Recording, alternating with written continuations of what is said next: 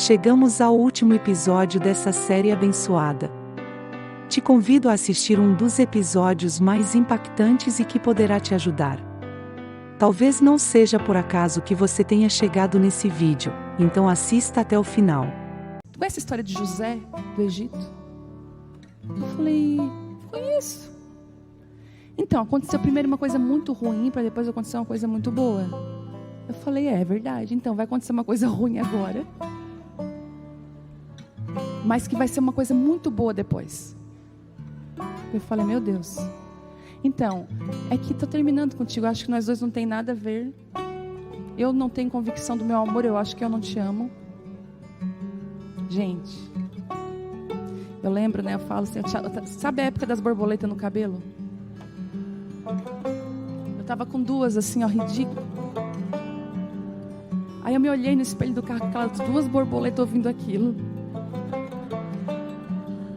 Eu tirei as borboletas bem em paz, assim. Desmanchei meu cabelo, a festa acabou, né?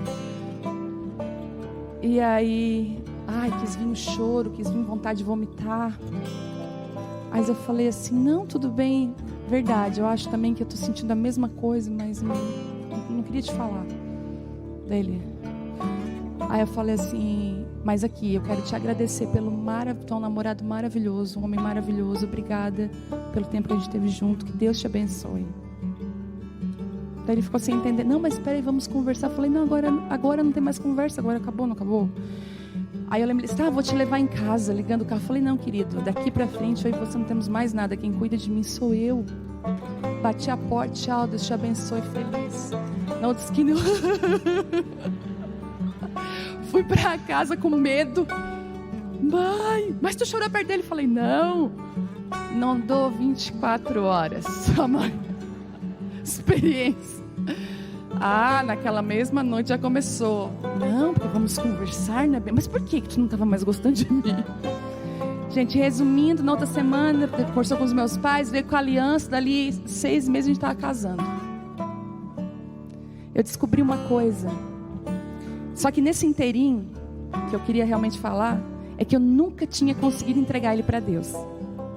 Ele sempre vinha com esses términos e eu dizia, não, Deus, não importa, você tem que ver aleijado, o que for, eu quero, sabe? Não, eu quero é ele, não vejo outra pessoa na minha vida. E ele era um Deus para mim, porque eu não queria a vontade de Deus, eu queria a minha vontade, eu era o meu Deus. E aí, naquela noite, no tapetinho da casa da minha mãe, sabe aqueles tapetes esses artesanais de retalho? Eu fui pro banheiro, que era o lugar que eu tinha de mais privacidade, me joguei no chão, falei, Deus, chorando, que seja feita a tua vontade, não a minha. Se o Senhor disser que não é o termo que o Senhor tem para minha vida, eu aceito, eu quero a tua vontade, eu não vou mais manipular, fazer as coisas do meu jeito, eu quero a tua vontade. E a vontade de Deus foi feita, que nós estamos completando esse ano 21 anos de casamento. Mas eu tive que chegar num lugar e dizer assim, Deus, não é a minha vontade, é a tua vontade. Eu estava estudando que quando a gente fala assim, eu glorifico a Deus, a gente tem um linguajar evangeliquez bonito, não é?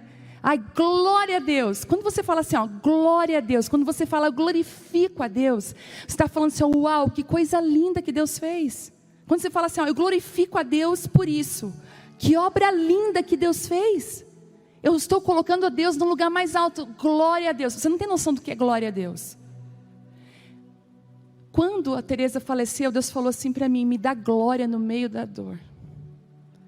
E eu falei, Deus, como que eu vou olhar para essa situação e dizer, glória a Deus, que lindo que o Senhor fez, que obra maravilhosa que o Senhor fez. E Deus falou assim comigo, dá glória a Deus, porque é uma obra maravilhosa, ela está comigo, ela está nos meus braços, está na minha vontade. Nos meus olhos, isso aqui está lindo. Dá glória, não porque você está vendo, mas porque você confia em mim. Então dar glória a Deus no tempo bom é muito fácil, mas saiba admirar até aquelas obras que você não entende que Deus está fazendo. Né, Dani? Aquelas obras sem resposta. Dani tenta engravidar tantos anos, passando por situações médicos, Só Deus sabe os frutos dessa dor, sem resposta. Quantas mulheres sem resposta, e Deus está falando aí, não olha para o útero vazio, não olha para a falta de resposta, olha para mim no meio desse fogo ardente que está queimando. Você verá o Senhor de uma forma totalmente nova. Isaías 6 diz assim, que Isaías, no ano que o rei Uzias morreu, ele viu ao Senhor num sublime trono. No ano de perda, você vai ver o Senhor como você nunca viu. A Bíblia está falando aqui. E você se verá como nunca antes. Sabe por quê? Uma coisa o sofrimento faz. Ele te leva para uma fornalha de fogo ardente.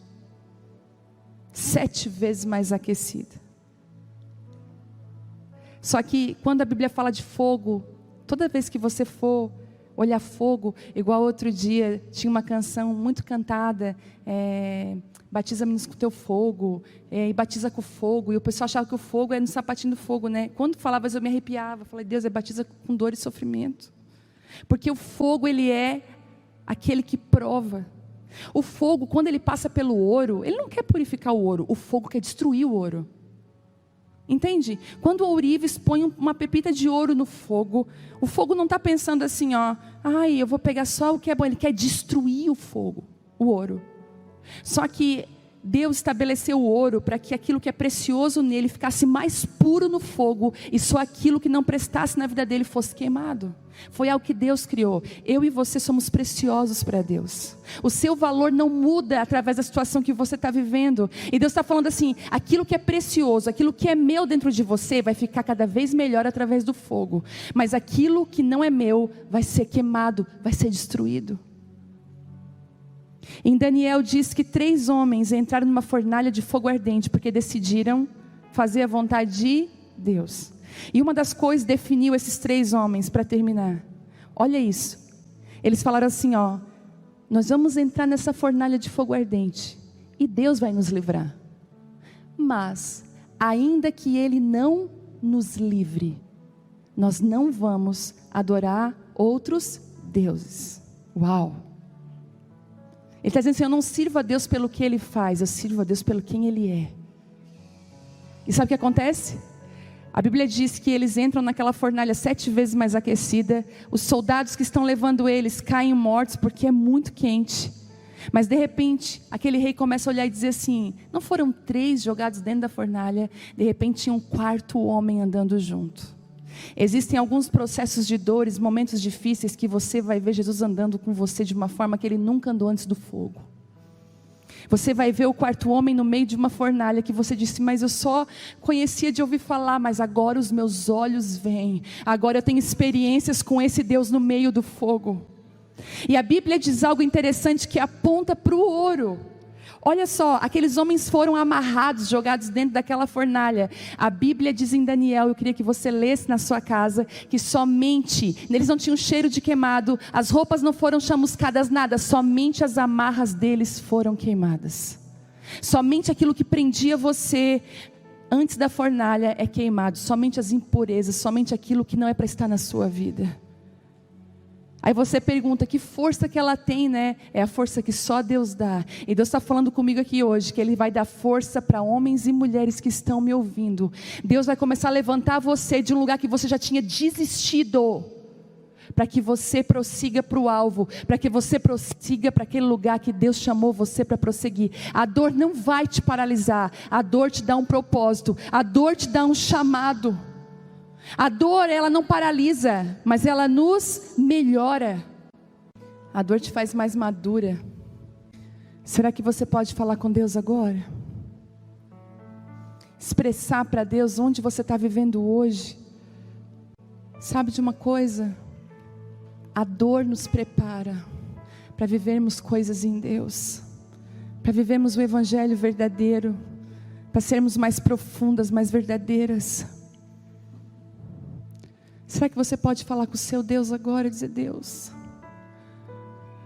eu não quero ser como Pedro, eu não quero me escandalizar com a dor, eu quero olhar para Ti, eu quero ter uma fé verdadeira, Deus, uma confiança absoluta, Tem mulheres que estão aqui que têm síndrome do pânico. Mulheres estão me ouvindo, você tem síndrome do pânico, ansiedade, crises de ansiedade, depressão, porque você tem medo da dor, você tem medo do amanhã, você não consegue confiar em Deus. E quando Deus fala assim, seja forte, é porque vai ter momentos que você vai se sentir muito fraca. E Deus está falando, eu sou a tua força, eu sou a tua fortaleza. Eu sou aquele que te ajudo quando você passar por tribulações, quando você passar pelo fogo, quando você passar por situações, porque você só vai passar. Do outro lado tem glória, tem unção, tem favor do céu sobre você. Pede assim, Deus, me dá uma confiança inabalável. Aquela confiança que o Senhor, se o Senhor livrar, você é Deus, se não livrar também é Deus. Uma confiança inabalável. Confia a tua família, os teus filhos a Não Deus. esqueça de se inscrever no canal. Será que você pode confiar a tua casa ao Senhor?